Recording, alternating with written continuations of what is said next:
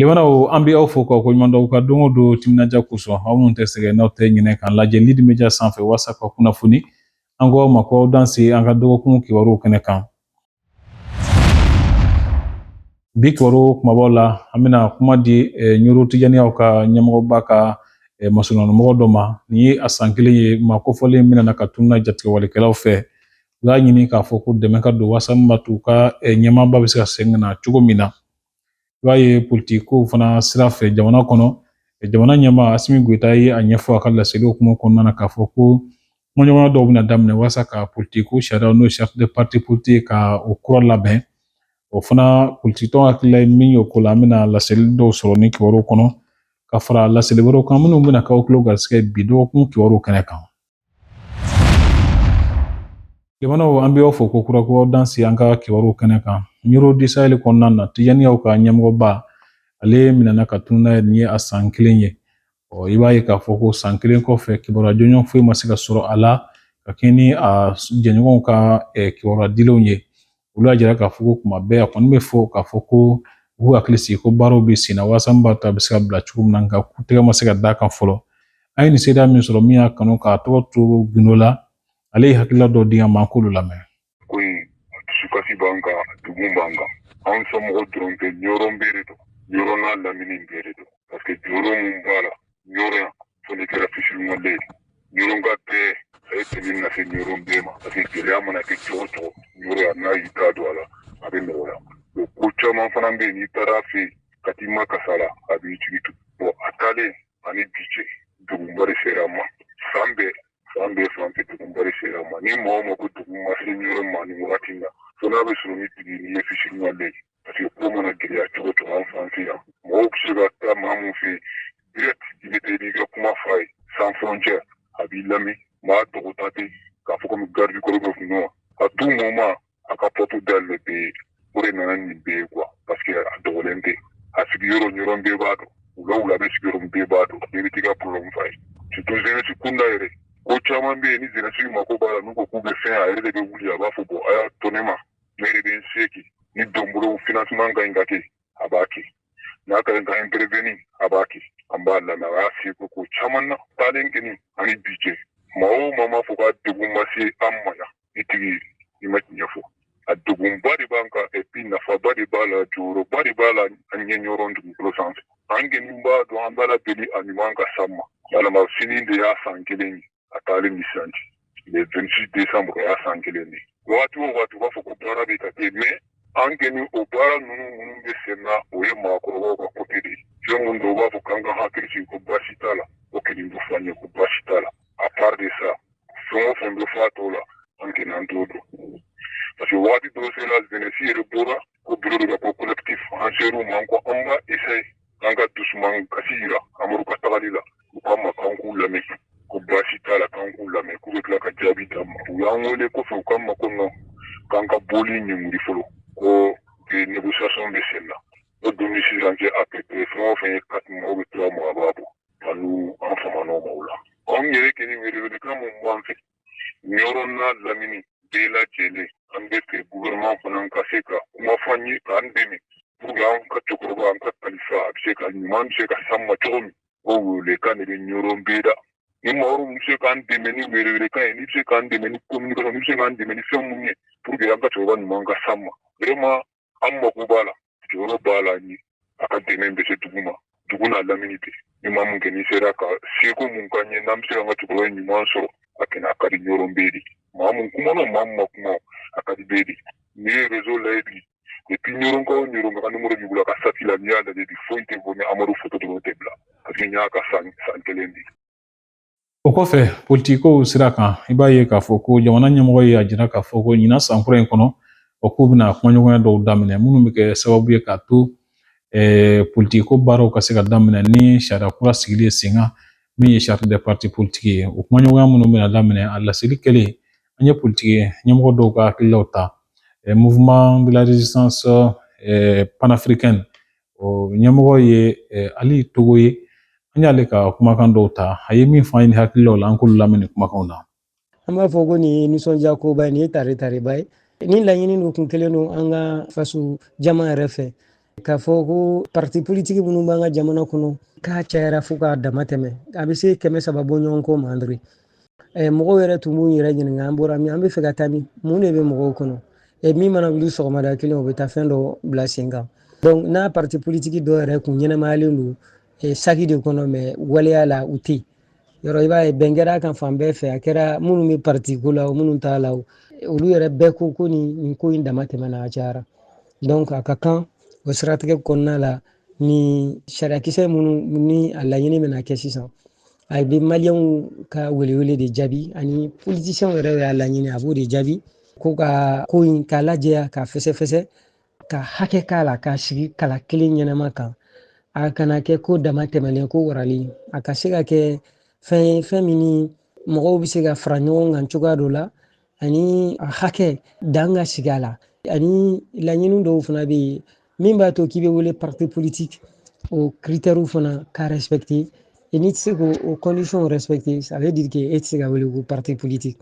n hakili la maliyɛnw bɛɛ bɛ n'u yɛrɛ ye nin kɔnɔ kosɛbɛ san kura in nin ye défi kura lancelen ye ni hakilina jagabɔ bɛna kɛ acteurs politiques bɛɛ lajɛlen yɔrɔ donc ka essayer an bɛɛ ka hakilinata di ni a bɛ kɛ bada ye ka se ka parti politiques sigi kala kan cogoya min na komi a ko fana bɛ waati nin bɔ donc waati dɔ sera an ɲɛsin ka kɛ a fana ma an b'a fɔ ko an nisɔndiyara an sewara an ka général d'armée Asimi Goyita ka nin hakilina kura in tali la.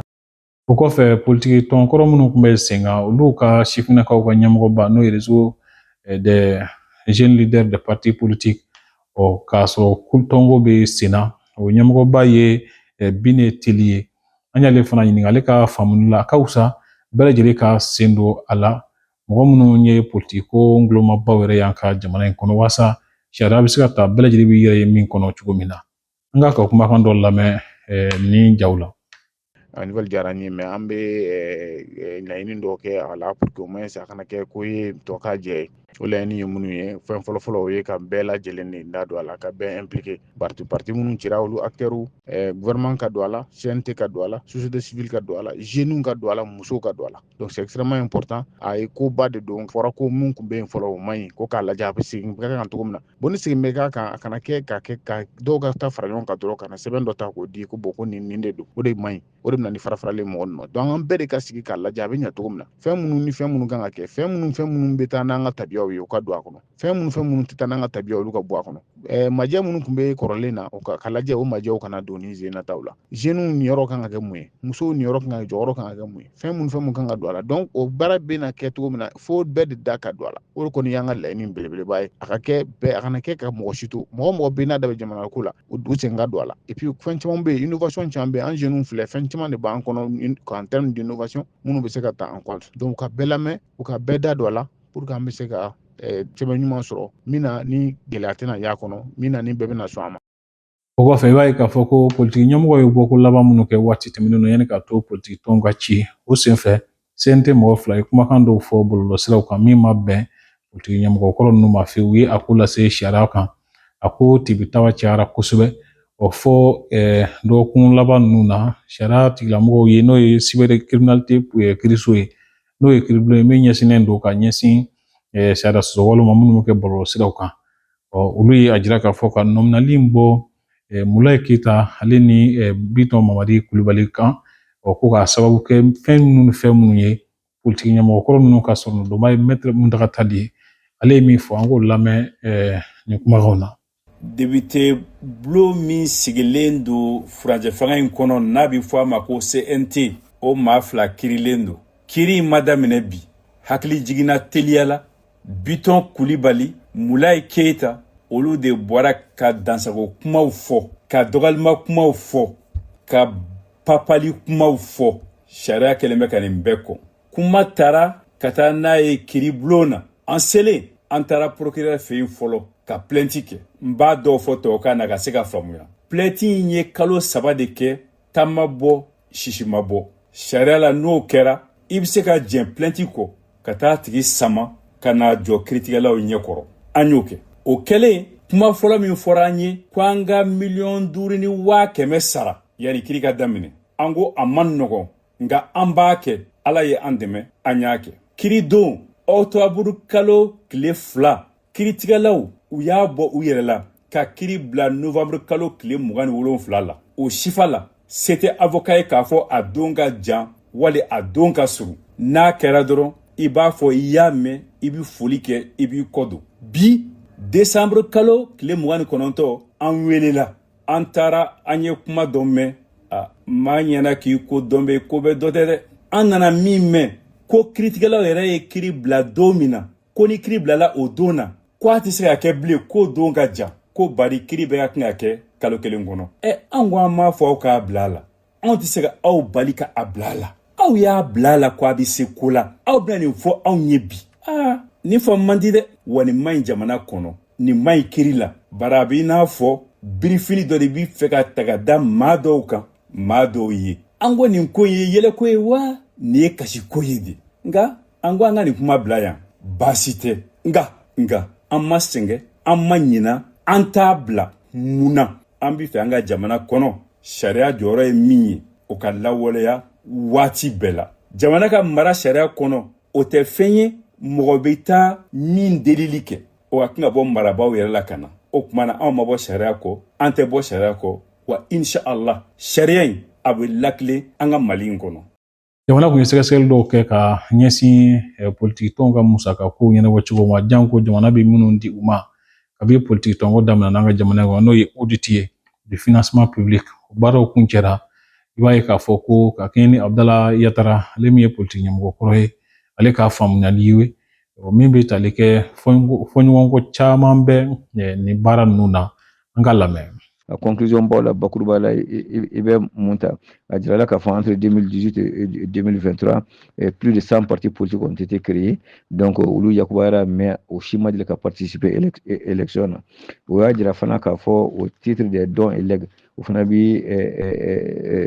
chef des partis politiques défend kɔnɔna na k'a fɔ partis politiques non seulement se ka financement sɔrɔ par l'État en fonction du nombre de députés en fonction du nombre de conseillers mais aussi bɛ se ka dons et legs fana ɲini ani cotisation ka se ka u ka parti financer cogo min donc sariya fana b'a jira k'a fɔ o dons ni o legs o man ka tɛmɛ 50% des ressources propres du parti kan mais olu contrôle min k'o b'a jira k'a fɔ parti 35 depuis 2000 à aujourd'hui à 2020 olu sera ka dons et legs sur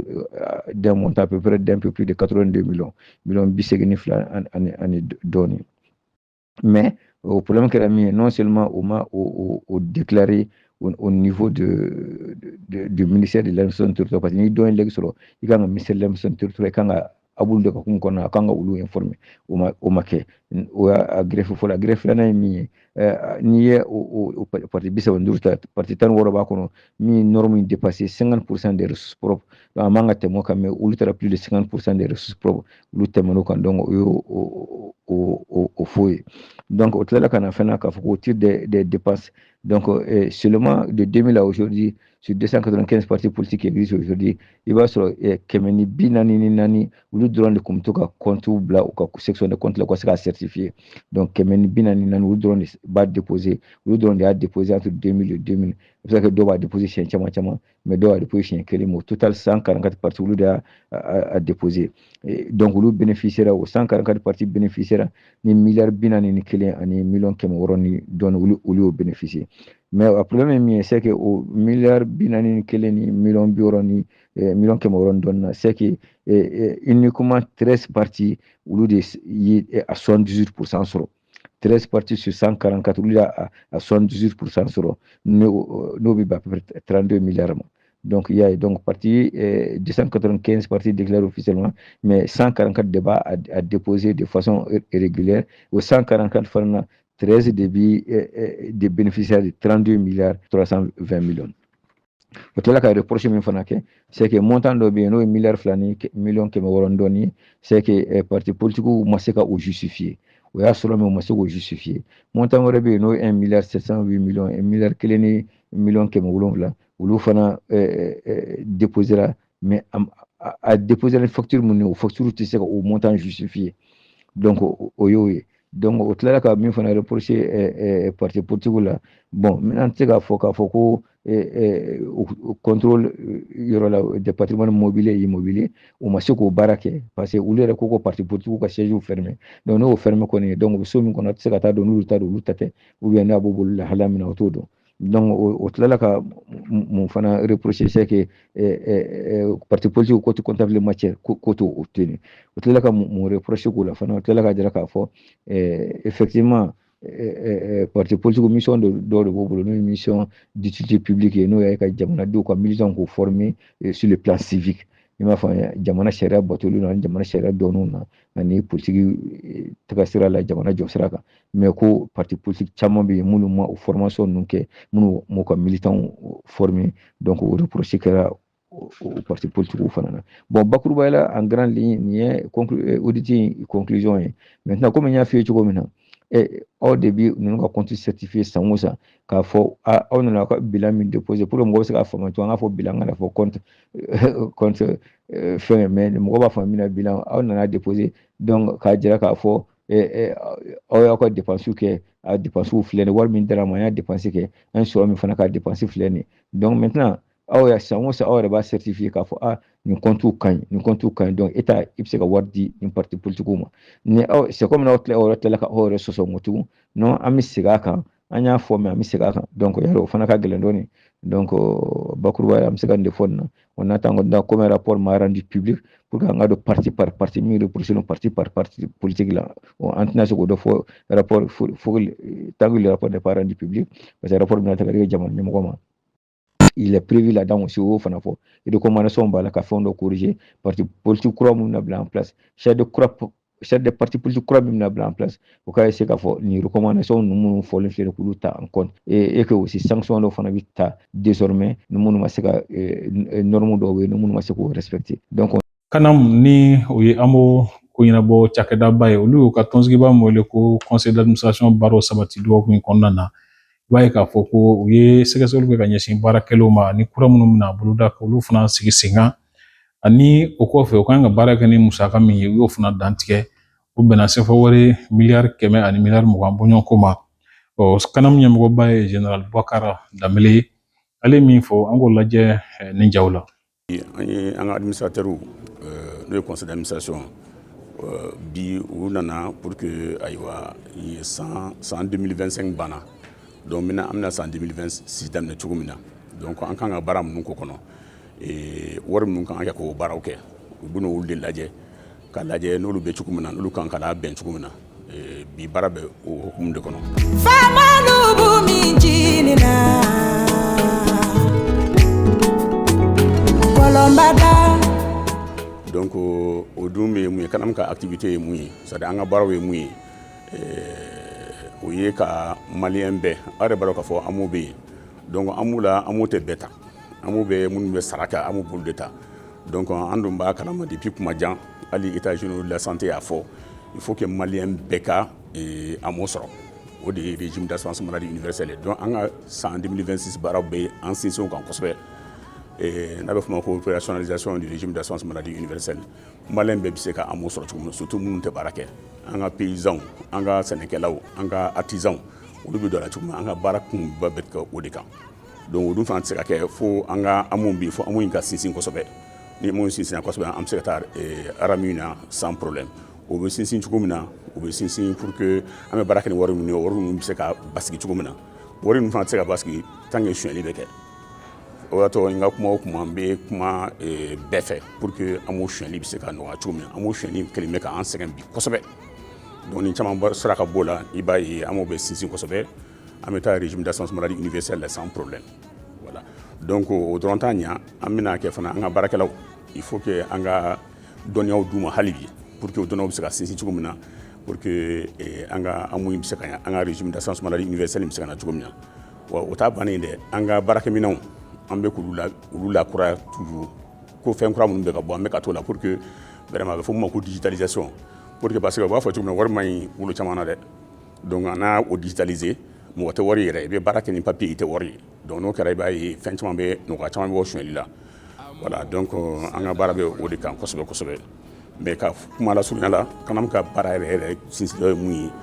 anga fuka anga jija de ka malien bɛɛ de ta amula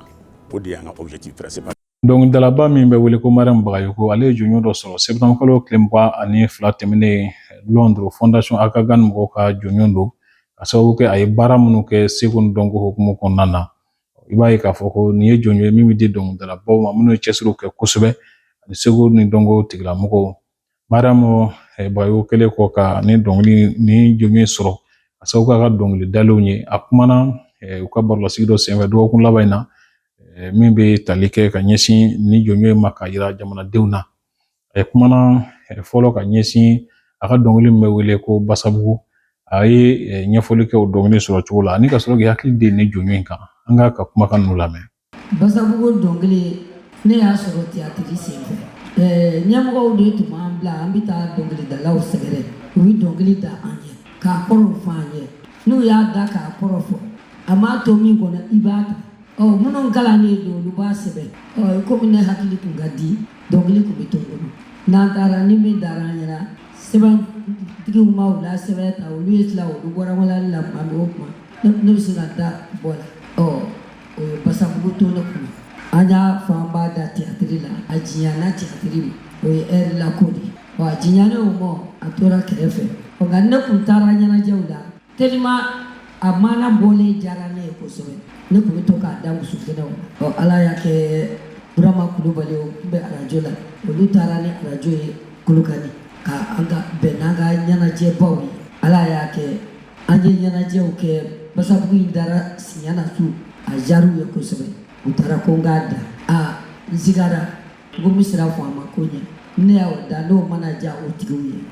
a kana na kɛ baasi ye Basabugu ko a nan'o cogo la. Arajo a tile 3 de kɛ Kolokani a tile 3 kɔnɔ ne ye dɔnkili min da dɔnkili 49.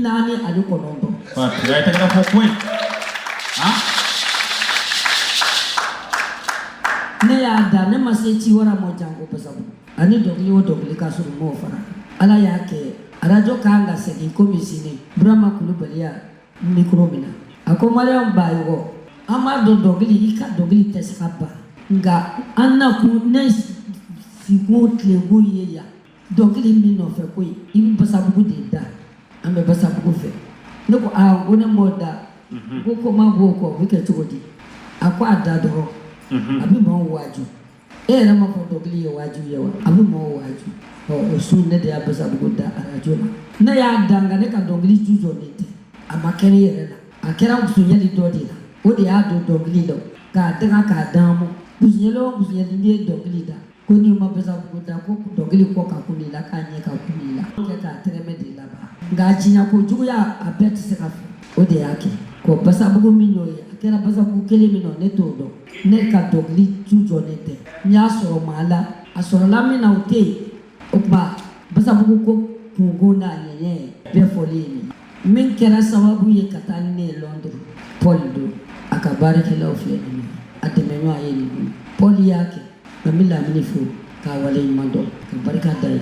n'olu bɛ ka ne jogo caman fɔ k'a tugu ne ka n'o ti don Paul la dɛ a ti ne ta ani y'a kɛ a y'olu de ɲini ka ne kibaru la olu de ye duman fa ye ka kurasi d'a ma a ka se ka ne ta a ka bɔ ni ne ye ka taa ne jira maaw ka kɛ ne fɛ u sara tɛ ne bolo u sara b'a ye Ala ye Ala ka baarakɛla in bɛɛ kisi Ala k'u bɛɛ taga Ala k'u bɛɛ sɔn Ala k'u bɛɛ kelen ma yarabi ya ma o ni ɲɛma ye Ala k'u kanu don ɲɔgɔn na jamana jɛna ni taali ye ka dubabu kɛ n ye ko Ala ka ɲuman da Ala ka ɲuman segin Ala ye ɲuman da